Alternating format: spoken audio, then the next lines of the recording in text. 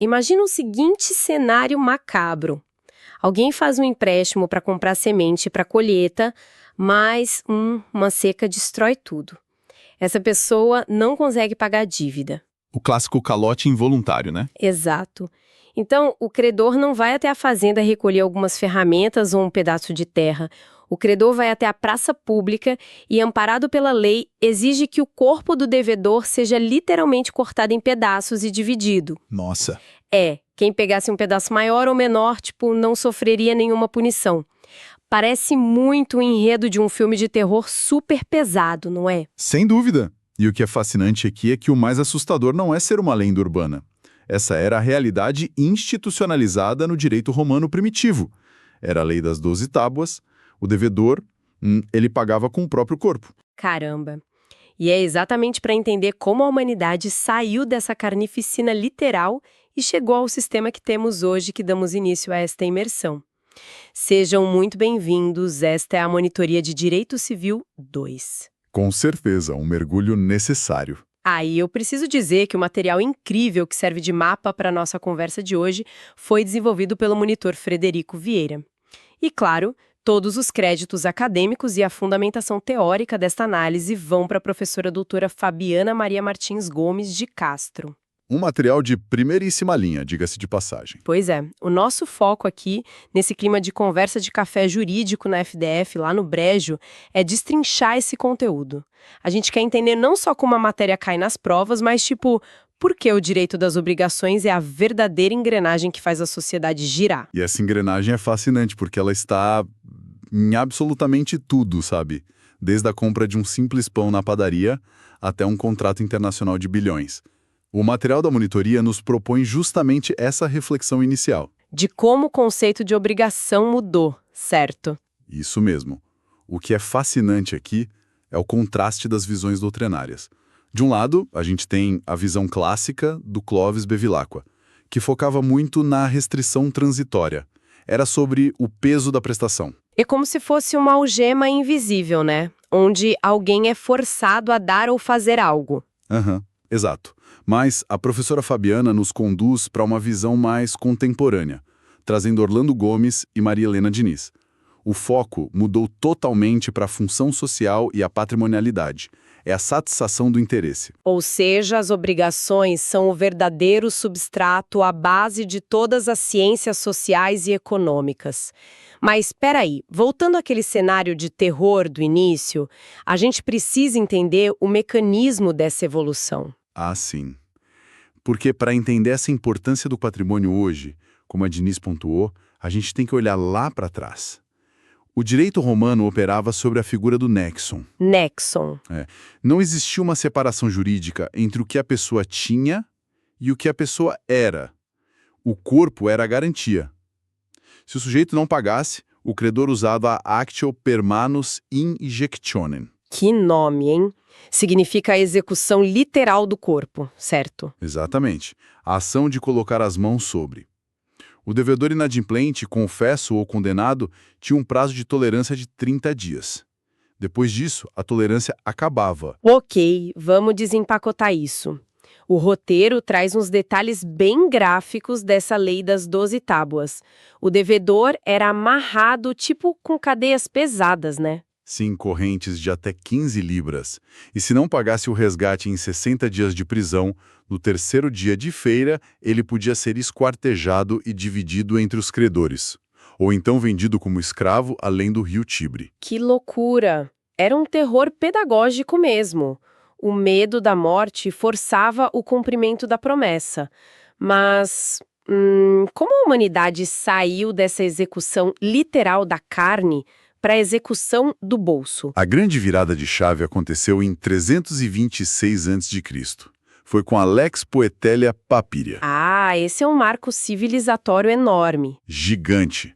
É o momento em que a execução pessoal se transmutou em execução patrimonial. A lei poupou o corpo humano e passou a focar exclusivamente nos bens do devedor. É a base da dignidade humana no direito atual. Nossa, a Lex Poetelia salvou a nossa pele literalmente. Bom, já que essa lei mudou o foco para o patrimônio e para a estruturação das relações, Onde isso tudo se encaixa na nossa legislação hoje? Topograficamente, o direito obrigacional é quem abre a parte especial do nosso Código Civil lá no livro 1. É a base de todo o direito privado, né? Sem dúvida. E aqui a gente entra naquele embate doutrinário ótimo que a doutora Fabiana exige nos roteiros. De um lado, a visão moderna de Gagliano e Pamplona, que adoram destacar as inovações do Código de 2002, como a responsabilidade objetiva e o dano moral. Uma visão super dinâmica. Mas e o outro lado da moeda? Do outro lado, temos a visão do Álvaro Vilaça. Ele enxerga as obrigações baseadas na autonomia da vontade. Tem um viés econômico universal e é bem mais refratário a mudanças sociais muito rápidas, sabe? Entendi. A economia precisa de regras estáveis. Mas, puxando o foco para a prova e para a vida real, como se desenha essa relação na prática? Qual é a anatomia da obrigação? É uma estrutura bipolar dividida em 3 elementos. Primeiro, o elemento subjetivo. De um lado, o credor e do outro, o devedor. Eles precisam ser ao menos momentaneamente determináveis. Ok, pessoas definidas. E o segundo? O segundo é o elemento material, que é a prestação em si. Aqui entra aquela didática maravilhosa do Flávio Tartucci, que está no material. A analogia da piscina. Exato, adoro essa analogia. Para quem está ouvindo, imagina o seguinte. A prestação, o dar, fazer ou não fazer, é a parte rasa da piscina. É o objeto imediato. Já a coisa ou a tarefa em si, tipo um carro que você comprou, é o fundo da piscina. O objeto mediato. Perfeito. A ação e a coisa. Então, o que isso tudo significa na prática?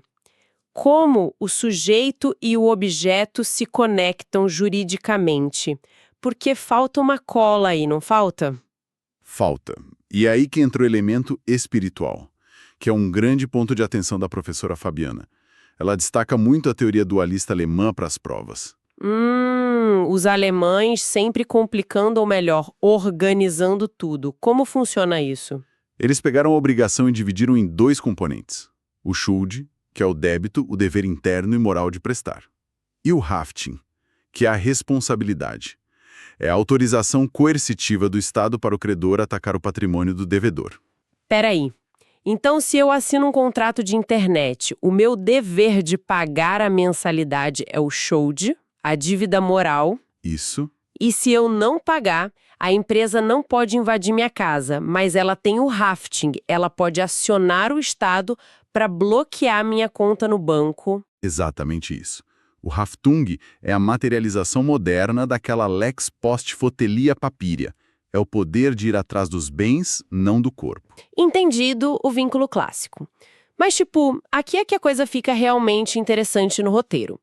O que acontece quando esse direito pessoal colide com o direito de propriedade com o direito real? Essa é a grande fronteira do direito civil.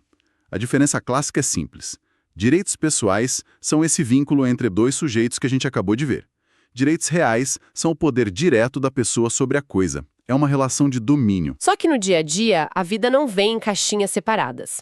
O material fala das categorias híbridas ou mutantes. Dá uns exemplos cotidianos de como isso afeta as pessoas sem que elas percebam. Claro. A professora Fabiana frisa muito essas 3 categorias. A primeira é a obrigação propter rem. Ela simplesmente acompanha a coisa. Tem ambulatoriedade e sequela. Nossa, traduz isso do juridiquês pra gente. Imagina a taxa de condomínio. A dívida nasce e morre com o direito real. Se você compra um apartamento que tem dívida antiga de condomínio, adivinha, a dívida agora é sua. O boleto persegue a coisa. É a famosa armadilha do comprador desatento, né? E a segunda categoria? São os ônus reais. É uma prestação periódica e sempre positiva vinculada ao bem. A grande sacada de prova aqui é que o limite da responsabilidade é o valor do próprio bem. Tipo IPTU, certo? Ou rendas constituídas sobre um imóvel. Exato. Se a dívida for maior que o valor da casa, o seu patrimônio pessoal está salvo. A terceira categoria é a eficácia real. São obrigações pessoais que ganham superpoderes, efeitos erga omnes. Erga omnes contra todos. Como a pessoa consegue esse superpoder? Pelo registro.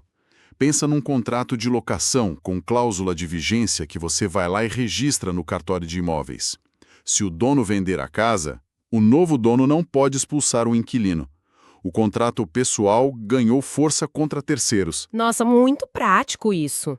Bom, se o hafting, que a gente falou agora há pouco, autoriza o credor a ir atrás do patrimônio, e já que não se esquarteja mais ninguém, o credor pode levar tudo e deixar o devedor na miséria total. É aí que entra o equilíbrio do sistema. O princípio básico do artigo 391 do Código Civil e o 789 do CPC é que sim, os bens respondem pela dívida. Mas existem travas, né? Porque a gente não tá mais na barbárie. Muitas travas. Um ponto exaustivamente cobrado na OAB e que a professora pontua no material é a súmula vinculante 25 do STF. Aquela sobre o depositário infiel? Essa mesma. O Brasil prendia o depositário infiel, mas depois da internalização do Pacto de São José da Costa Rica, o STF sacramentou que essa prisão civil é ilícita. É o Estado protegendo o corpo humano de vez. Perfeito, a liberdade física está salva. Mas e a geladeira da pessoa?